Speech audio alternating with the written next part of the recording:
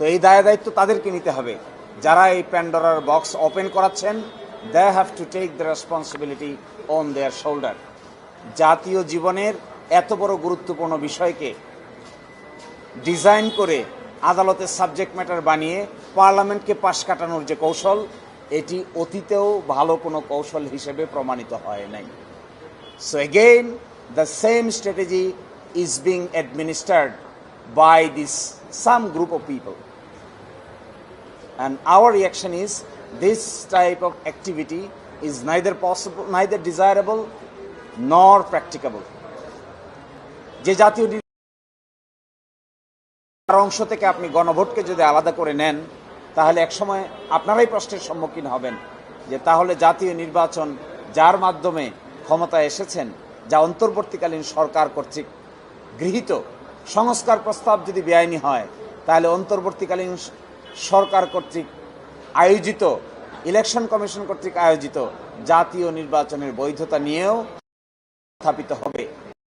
Sequence সম্পর্কে ভেবেছেন কিনা, না ভেবে কাজ করছেন কিনা, আপনাদের মধ্যে এগুলো নিয়ে অনুশোচনা আছে কিনা, আপনারা এগুলো আলোচনা করেছেন কিনা, এইগুলোই আমাদের কাছে সবচাইতে বড় $1 million question. So this writ petition is not only a simple writ petition, it attaches the future of the nation of Bangladesh. দুটি ফরমায়েশি রিট পিটিশনের অংশ হিসেবে আজকে রুল জারি করা হয়েছে। একটি রুল জারি করা হয়েছে জুলাই সনদ বাস্তবায়ন আদেশ এবং সংবিধানের জুলাই সনদ বাস্তবায়ন আদেশ কেন অসাংবিধানিক হবে না, এটি একটি রুল। আরেকটি রুল হলো সংসদ সদস্যদেরকে শপথ বাক্য পাঠ করানোর জন্য যে চিঠি দেওয়া হয়েছিল, ওই চিঠির দ্বিতীয় অংশ সংবিধান সংস্কার সভার সদস্য হিসেবে শপথ নেওয়াটা কেন অবৈধ হবে না, এটি আরেকটি রুল।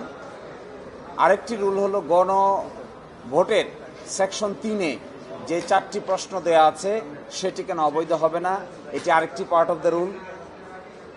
আর আরেকটি হলো ওই গণভোট অধ্যাদেশের তফসিলে 30টি ঐকমত্যের ভিত্তিতে যে 30টি সংস্কার প্রস্তাব করা হয়েছিল সেটিকে কেন অবৈধ করা হবে না, এটি হলো আরেকটি রুল।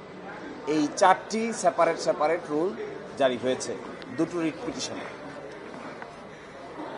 আমরা মনে করি 5ই আগস্টের পরে যে সংস্কার কর্মকাণ্ড পরিচালনা করার জন্য যে উদ্যোগ নেওয়া হয়েছিল, সেই উদ্যোগটাকে রাজনৈতিক এসে আদালতের সাবজেক্ট ম্যাটার বানানো হলো।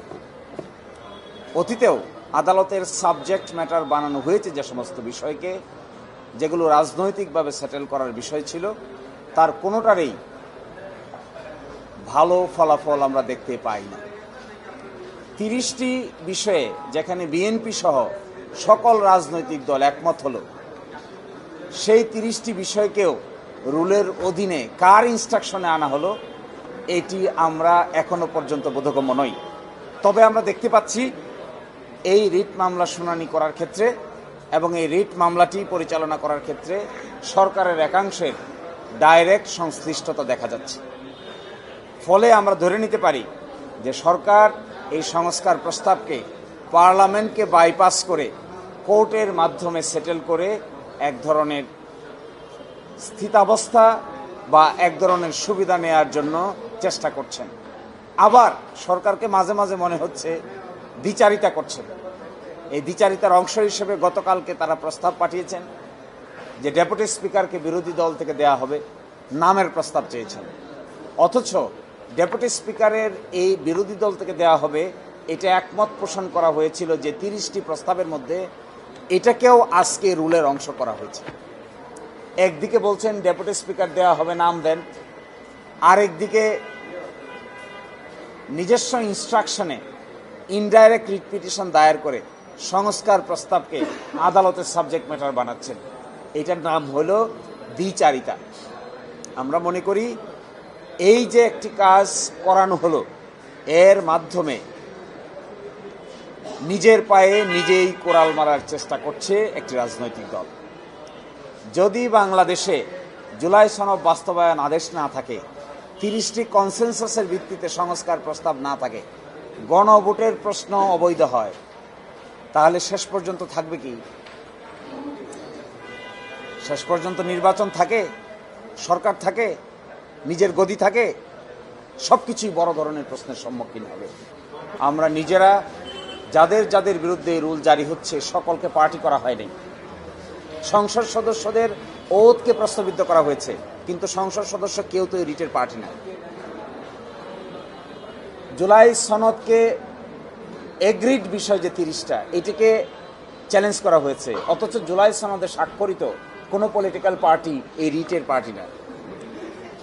আমরা যারা সাইন করেছি বিভিন্ন সময়, যে সমস্ত রাজনৈতিক দল সাইন করেছে, বিএনপিও সাইন করেছে, বিএনপিও তো এই রিট পিটিশনের কোনো রেসপন্ডেন্ট পক্ষ নয়। তাহলে এই রিট পিটিশনটা পক্ষ দোষে দুষ্ট আছে। আপনি যাদের ওতকে অসাংবিধানিক ঘোষণা করতে চান তাদেরকে পক্ষ করেননি কেন? যাদের সাইন করা ঐকমত্য চার্টারকে আপনারা অসাংবিধানিক ঘোষণা করতে চান, সেই পলিটিক্যাল পার্টিগুলোকে আপনারা কেন এখানে পক্ষ করেন নাই? তাহলে তো এক ধরনের হাইড অ্যান্ড সিক। এই হাইড অ্যান্ড সিকিংটাই জাতির জন্য ভালো হয় না। যখন সদর দরজা দিয়ে নেওয়া সিদ্ধান্ত সকলে মিলে মাসের পর মাস এটিকে একটা ভেস্টেড কোয়ার্টারের উদ্দেশ্যকে বাস্তবায়ন করার জন্য আদালতে সাবজেক্ট ম্যাটার করবেন, তখন ultimately it's becoming a danger to the future of the nation.